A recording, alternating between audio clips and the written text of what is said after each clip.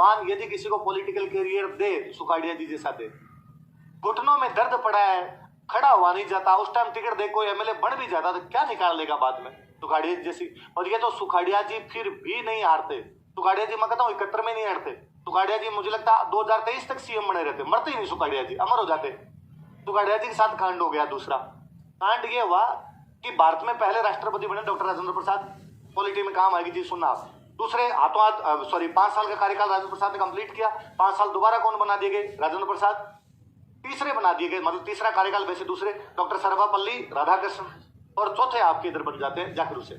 कौन बन जाते हैं, जाकिर। यही है प्रक्रिया आपकी। उधर प्रक्रिया ये है कि पहले प्रधानमंत्री बने नेहरू जी, 52 में नेहरू जी, 57 में वापस नेहरू जी, 62 में वापस नेहरू जी, नेहरू जी मर गए 64 में, नेहरू जी 64 में मरे, तो अब अगला पीएम कौन बनना चाहिए, तो 2 दावेदार थे। एक दावेदार है मोरारजी भाई देसाई, कौन है, एक दावेदार है लाल बहादुर शास्त्री। इनमें भी बड़ा दावेदार है मोरारजी भाई देसाई। शास्त्री जी आसपास ही नहीं है, शास्त्री जी तब मंत्री भी नहीं थे।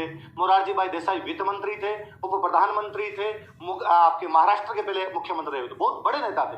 शास्त्री जी किसी टाइम रेल मंत्री थे, पर एक रेल दुर्घटना के बाद इस्तीफा दे गए थे, और उस टाइम तो मंत्री भी नहीं थे। अब क्या किया जाए साहब, तो शास्त्री जी बड़े चालाक निकले इस मामले में, और ये बातें हैं कि भाई या तो मोरारजी भाई बनेंगे या शास्त्री बनेंगे, या मोरारजी भाई या शास्त्री बनेंगे। और शास्त्री जी ने एक पत्रकार को बुलाया, और पत्रकार को बुला कहा गया खबर छाप अखबार, और अखबार में खबर छापी गई कि कांग्रेस में शास्त्री को लेकर सर्वसम्मति। क्या खबर छापी गई, कांग्रेस में शास्त्री को लेके।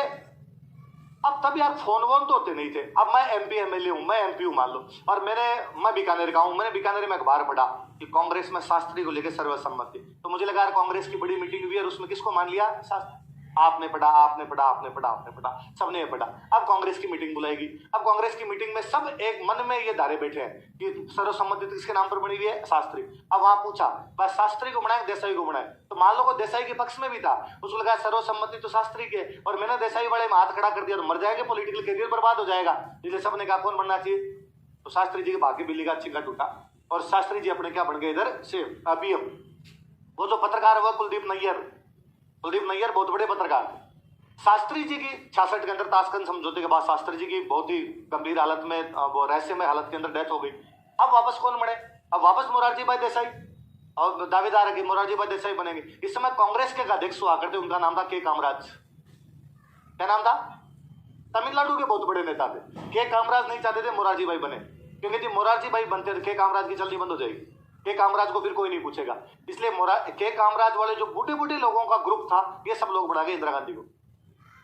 किसको बना के पीएम, इनको लगा इंदिरा टाबर है भाई। इंदिरा गांधी के कामराज के लिए तो ये एकदम टाबर थे कि के कामराज नेहरू जी के टाइप के नेता थे। ये तो कभी नेहरू जी के घर जाते होंगे तो इंदिरा गांधी से पूछते होंगे कि हिंदू 10th में कितने % आए, अब क्या सब्जेक्ट लोगी आगे, आर्ट्स ले लो, साइंस मत लेना, तुम्हारे साइंस में कम नंबर है।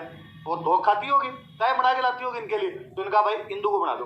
तो मोरारजी भाई देसाई ने खड़े होकर कहा था कि गूंगी गुड़िया को कैसे बना दिया, जो बोलना ही नहीं आता, पर वो गूंगी गुड़िया जब एक बार पीएम बनती है तो वो बातें बताती मैं दुर्गा हूं। उसने इन बूढ़ियों को सल्टा दिया सबको, और इन बूढ़ियों की बातें माननी बंद की। इसलिए राष्ट्रपति जाकिर हुसैन राष्ट्रपति बने। जाकिर हुसैन की पद पे रहते हुए डेथ हो गई। तो इस क्वेश्चन पूछेगा आपसे कि पद पे रहते हुए कौन से राष्ट्रपति की डेथ हुई, कौन थे, जाकिर हुसैन। तो कांग्रेस की एक मीटिंग हुई, उसमें अगला राष्ट्रपति कांग्रेस किसको बनाना चाहती है। 15 लोगों की एक मीटिंग हुई, 15 लोगों में पर्चियां डाली गई कौन बनाना चाहता है। 15 में 14 पर्चियों पे नाम आया कि हम बनाना चाहते हैं नीलम संजीवा रेड्डी।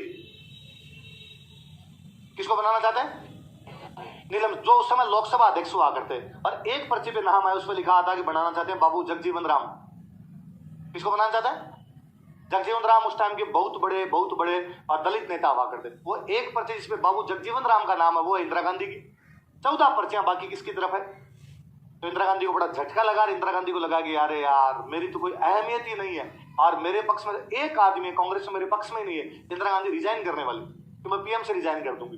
तब कुछ युवा नेता, 3 युवा नेता इंदिरा गांधी से जाके मिलते हैं, और वो जाकर देंगे मैडम आप तो अपना कैंडिडेट खड़ा कर दो, आपको नीलम संजीवा रेड्डी को समर्थन देने का कोई कारण नहीं है। हम युवा सारे साथ में, बूढ़ियों को इस बार औकात बता देंगे इनकी, और इनको भले नीलम संजीवा रेड्डी खड़े करने दो। वो 3 युवा नेताओं के कहने पे इंदिरा गांधी अपना कैंडिडेट खड़ा कर देती है। जगजीवन राम को तो खड़ा करते नहीं, ये करते हैं वीवी गिरी। किसको करते हैं, वीवी गिरी। उस समय देश के उपराष्ट्रपति हैं, जो राष्ट्रपति का पद संभाल रहे हैं। अब कांग्रेस में 2 कैंडिडेट है। कांग्रेस पार्टी की तरफ से कौन है, इंदिरा गांधी की तरफ से कौन है, वीवी गिरी। तो अब राष्ट्रपति चुनाव वोटिंग कौन करता है? एमएलए और एमपी। अब बेचारे एमएलए एमपी फंस गए कि अब किसको वोट दें, दोनों कांग्रेस की कैंडिडेट है। तो पूछा कांग्रेस के एमएलए एमपी ने, भाई वोट किसको देना है? तो इंदिरा गांधी ने कहा कि अंतरात्मा की आवाज, अंदर का राम जी जिसको गए उसको वोट देना है। मोहनलाल सुखाड़िया अपने राजस्थान के सीएम, इन्होंने अंदर के राम जी से पूछा वोट किसको देने, इनके राम जी ने जवाब दिया वोट किसको देने। इसलिए राजस्थान वाले सारे के सारे जो एमएलए थे वोट किसको देके? नीलम संजीवा रेड्डी को। जीते कौन जीते? और इंदिरा गांधी को जब पता चला कि बूढ़ियों की इतनी औकात भी नहीं है कि अपने एमएलए एमपी को कह के एनएस रेड्डी को बना पाए, इसलिए इंदिरा गांधी ने इन सब बूढ़ियों को कांग्रेस से निकाल दी। कांग्रेस अलग बनाई, कांग्रेस ओ, सॉरी बूढ़ियों तो अलग हुई, कांग्रेस ओ, कांग्रेस ऑर्गेनाइजेशन। इंदिरा गांधी कांग्रेस अलग हुई, कांग्रेस आई। इंदिरा कांग्रेस अलग, बूढ़ियों की ओल्ड कांग्रेस अलग, ऑर्गेनाइजेशन कांग्रेस पूरी तरीके से अलग। वो जो तीन बंदे जो ये समझा रहे थे कि आपको अलग करना चाहिए, उनमें एक आगे चलकर भारत का प्रधानमंत्री बनता है चंद्रशेखर, एक आगे चलकर भारत का उपराष्ट्रपति बनता है कृष्णकांत, एक आगे चलकर भारत का बहुत बड़ा मंत्री बनता है मोहन धारिया। उन तीन के कहने पे इंदिरा गांधी डिसीजन ले गई थी बहुत बड़ा, कांग्रेस ही तोड़ गई थी। सुखाड़िया जी ने किसको वोट दिलवाए?